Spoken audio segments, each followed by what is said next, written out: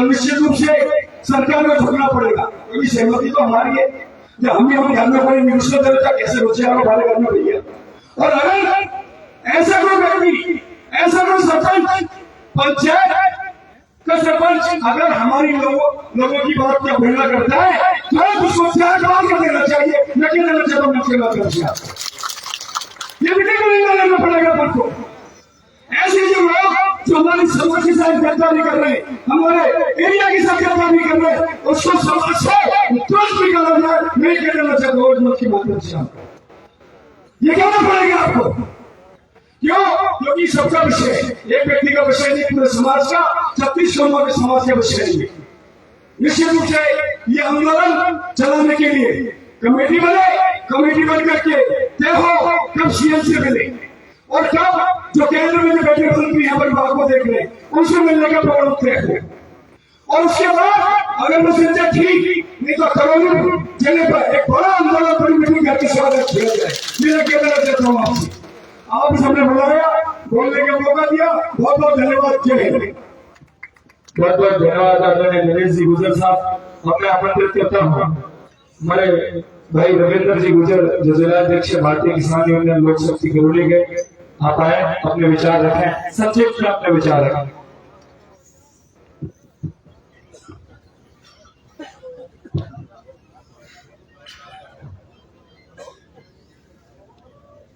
भारत माता की जय। जवान। समय का अभाव है साथियों, इसलिए मैं संक्षिप्त में ये कहूंगा, मैं सबका नाम लूं, इससे अच्छा है कर्नल साहब के शब्दों में यूं कह दूं, सम्मानित मंच और दूर दराज से पधारे हुए नौजवान साथियों और मेरी कुल बुजुर्गों, आप सबको मैं प्रणाम करता हूं। आज हम सब किसी साधारण सभा में इकट्ठे नहीं हुए हैं। हम लोग ये आसमान, ये धरती और ये हुजूम इस बात का गवाह है कि हम लोग अपने अस्तित्व, वजूद और अपने हक की लड़ाई लड़ने जा रहे हैं। सरकार ने कुछ दिन पहले बंद भारत का वर्ल्ड सेंचुरी के अंदर मासूपुर डांग क्षेत्र के जिन 4 खंडों को जोड़ने का काम किया है, हम लोग उनके खिलाफ, इस अन्याय के खिलाफ लड़ाई लड़ने जा रहे हैं। पिछले 2 वर्षों में जहाँ जंगली सुअरों को और पेंथरों को इसमें छोड़ दिया गया है, जिससे साफ नजर आता है कि भविष्य में सैकड़ों गांवों को विस्थापन का खतरा मंडरा रहा है। और हमारे डांग क्षेत्र के जो लोग हैं जो अपनी मवेशी चलाने के लिए गांवों में जाते हैं, तो उनकी मवेशियों को भी शिकार होना पड़ता है, इंसानों को लहूलुहान होना पड़ता है। आने वाले समय में मेरे भाइयों, ये विस्थापन इस देश का सबसे बड़ा मुद्दा होने जा रहा है। आज सोचिए, इंसानों को और गांव वालों को अपनी जमीन से हटाया जा रहा है और जंगली जानवरों को बसाया जा रहा है। क्या यही है तरक्की कि आदमी उजड़े और जानवरों को बसाया जाए?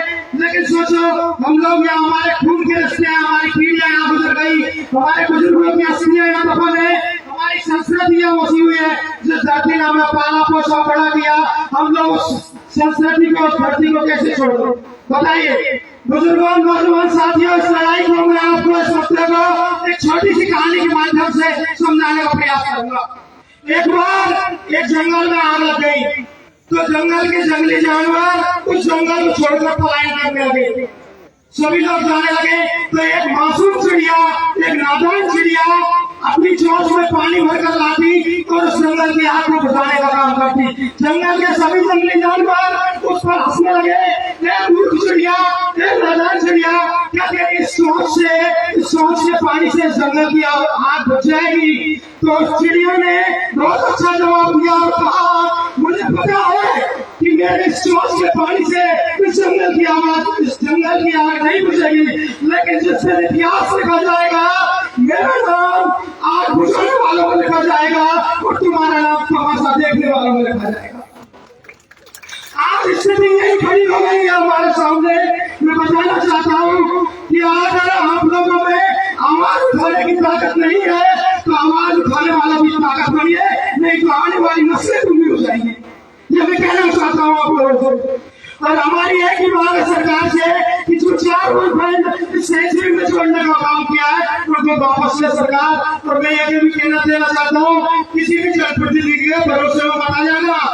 अभी थोड़ी देर पहले अनंतपुर गांव में भी यही मुद्दा चल रहा है सावन का, वहाँ पर सवाल का आगे बताया गया मनमोहन बड़ा उनके घर पर बुलडोजर चलाने का काम किया, उन्हीं की सरकार ने उन्हीं के ऊपर अपने विधायकों को, तो किसी के झूठे आश्वासन में बता जाना कि हमें कोई जनप्रतिनिधि बचा लेगा।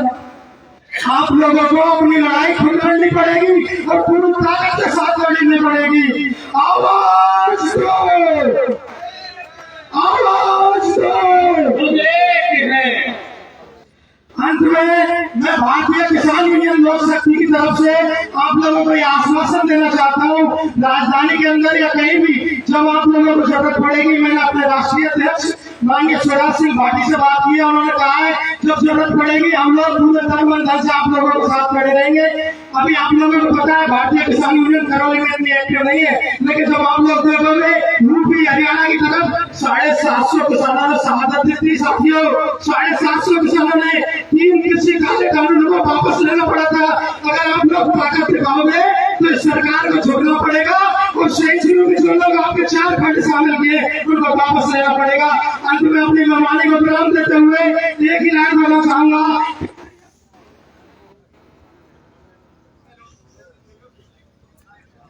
हेलो, अंत में अपने वाले को विराम देते हुए दो ही लाइन कहूंगा कि दरिया तेरी खैर नहीं दूधों ने बगावत कर ली है, कि दरिया तेरी खैर नहीं दूधों ने बगावत कर ली है।